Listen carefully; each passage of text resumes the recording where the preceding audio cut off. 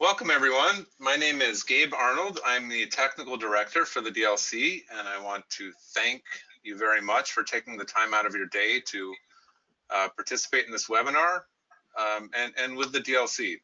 Your participation and input, as always, is very important to us, and we really appreciate it. Today's webinar is going to provide an overview of our final version 4.0 DLC technical requirements for network lighting control systems.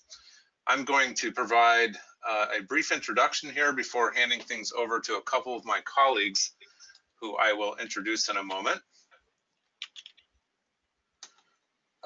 Let me start with some logistics. So first of all, the presentation and recorded webinar will be posted to the DLC website following today's presentation. Everybody will remain on mute, all the participants. We have a lot of people. We absolutely encourage you to ask us questions, and you can do that through the GoToWebinar interface through the question pane. And please do write questions as we go, questions or comments, and we'll be monitoring these. And for the simpler questions, we'll be answering them on the fly. For some of them, if they're relevant to everyone, we'll share the answer with everyone. If not, we'll just provide the answer back to the person that asked it. For anything that is unanswered at the end of the webinar, what we'll do is follow up directly with the person that asked it, as we will have their email address. So please do ask those questions. If you do experience any technical issues, you can let us know either through the question pane. There's also a chat feature that we'll be monitoring. We are particularly excited about these version 4.0 requirements, which not only increase the scope of the program to new types and kinds of products, but are really also focused on addressing some important aspects of this technology and really important issues for the industry. And addressing energy monitoring and cybersecurity, the DLC is working to strengthen the value proposition of the technology, while really trying to improve the customer acceptance. And our goal with all of this is to continue to accelerate the adoption of this technology in the market, and of course the energy savings that come with it. So let me introduce our speakers. You've already heard from me. My name's Gabe Arnold. I'm technical director with the DLC. Next, you'll be hearing from Levin Knock. Levin is a technical manager with the DLC. He's been here about 3.5 years, and he leads our network lighting controls program, including the development of these technical requirements that we're going over here today. We will also hear from Bhagwat Mohan. Bhagwat works alongside Levin in administering the network lighting controls program, and he's been particularly focused on cybersecurity, and so he will be presenting that part of the presentation. So with that, Levin, I'll hand things over to you. Thanks, Gabe.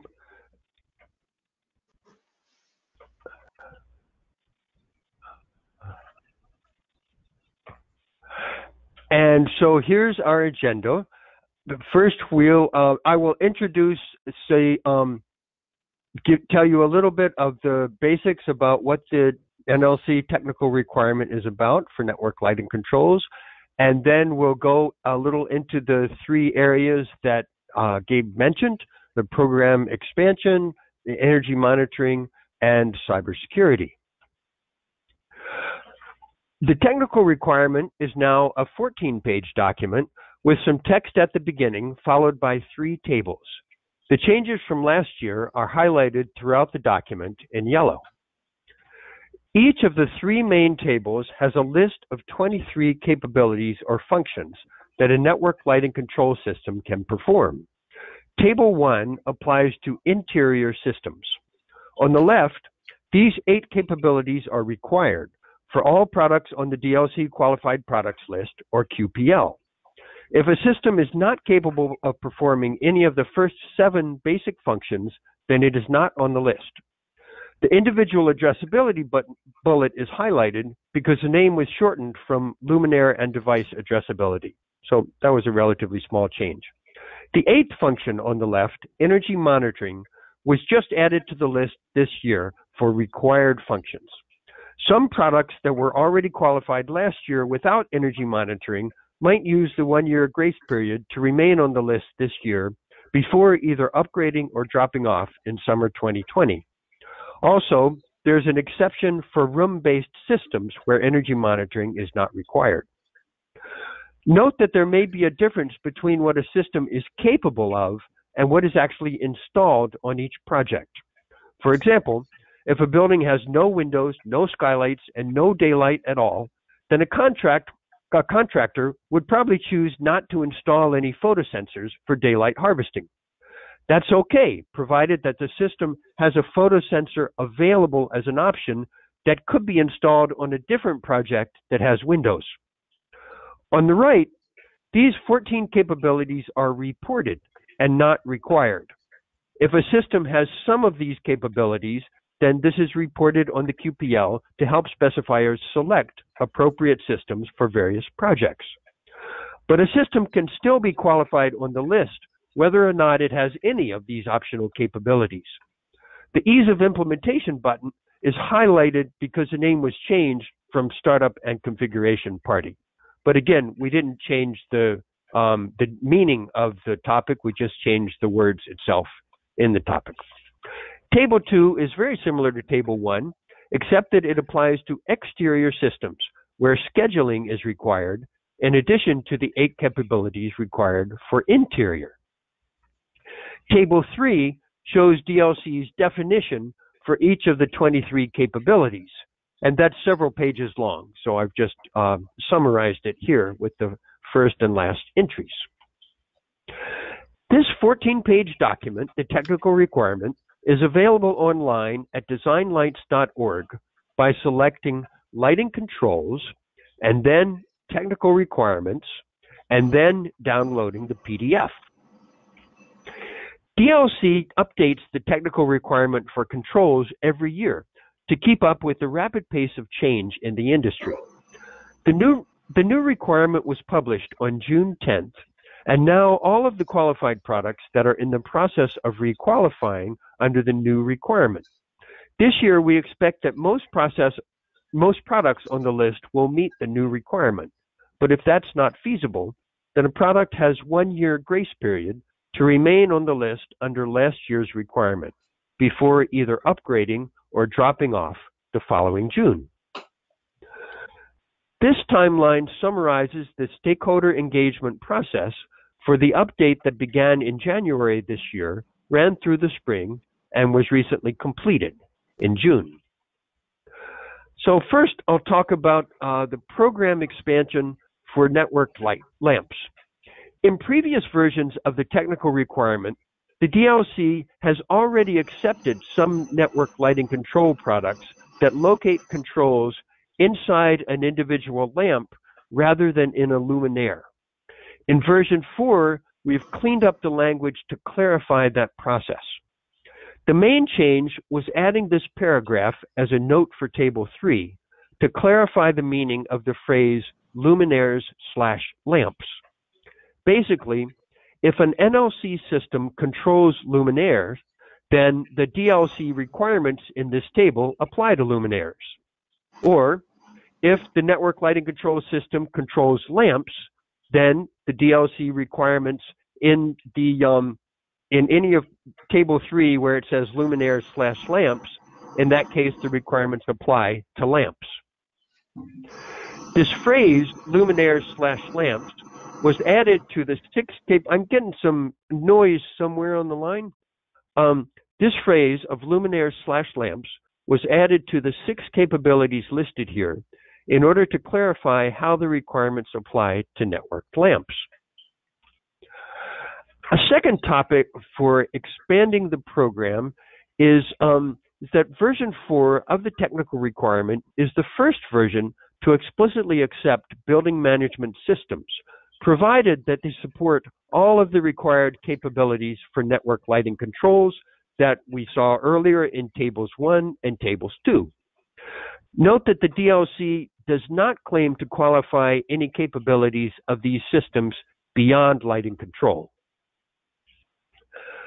So those were the quick topics. Now to get into the more details, we will get to the main focus area of energy monitoring, the capability of a system to measure and report energy consumption, which strengthens the value for utilities and customers. So we have added a requirement for energy monitoring so that lighting energy performance data will become a standard feature in NLC systems for the value it can provide to utilities and users for a growing number of use cases. Energy reports will provide ongoing feedback about energy saving performance for facility owners and managers and also for utilities. With these changes, we want to support utility energy efficiency programs in providing more extensive support for the technology, and all of this will combine to see more network lighting control systems installed on more projects. With all of that together, we hope to drive accelerated technology adoption and energy savings. To give you a sense of the importance of this topic, when we surveyed a group of utility lighting efficiency program managers recently, 10 out of 18 are already using energy data in their programs, and 6 more might use it in the near future. The technical requirement describes a multi-year plan for energy monitoring. Last year, energy monitoring was reported. This year, energy monitoring is required for most products with reports via either .csv file and or API. Like the daylight harvest example that I mentioned earlier, some contractors might choose to install energy monitoring on some projects and not others. But at least it's available if they want to install it and if the utility wants to require it as part of their incentive program. There is an exception for systems that only claim the room-based scope. In other words, the energy monitoring requirement only applies to systems that scale to the level of a whole building or beyond to a portfolio of buildings. Products that are currently listed on the QPL but do not comply with this new requirement can continue to be listed under version 3 for the 1-year grace period until June 2020. As soon as ANSI standards are available to describe energy monitoring by network lighting controls, the DLC expects to refer to the standards. In the meantime, the update next year is expected to require 15-minute time-stamped interval data with a record retention of at least 1 year. And now, Bhagwat will tell you about cybersecurity after I transfer mouse control to him, which I think I just did. Thank you, Levin. We will now switch gears and discuss the plan for cybersecurity.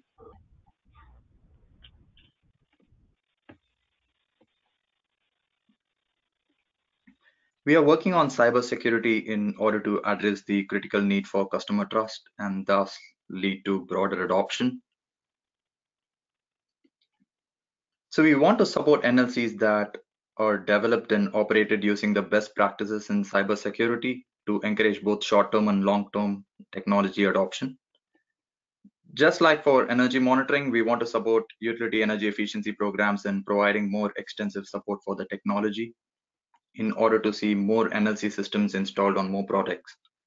And all these together drive accelerated technology adoption and energy savings. So here is the timeline for the cybersecurity plan. Last year with version 3, we reported any cybersecurity information that you wanted to share. This year, we have defined a set of criteria which, when met, would qualify cybersecurity standards. This capability is still optional. And next year, it's going to be required where the products will have to have a certification with at least one of these standards, or you can always apply under version 4 using the 1-year grace period. So here is the criteria we have developed for accepting the standards. It should be certifiable either through the consensus process, the US Canadian government, or through a stakeholder engagement process like the CSA. It should apply to at least one of these categories as defined by DLC. The testing procedure must include at least 3 of the following. And finally, the standard must require a certification renewal at least every 3 years.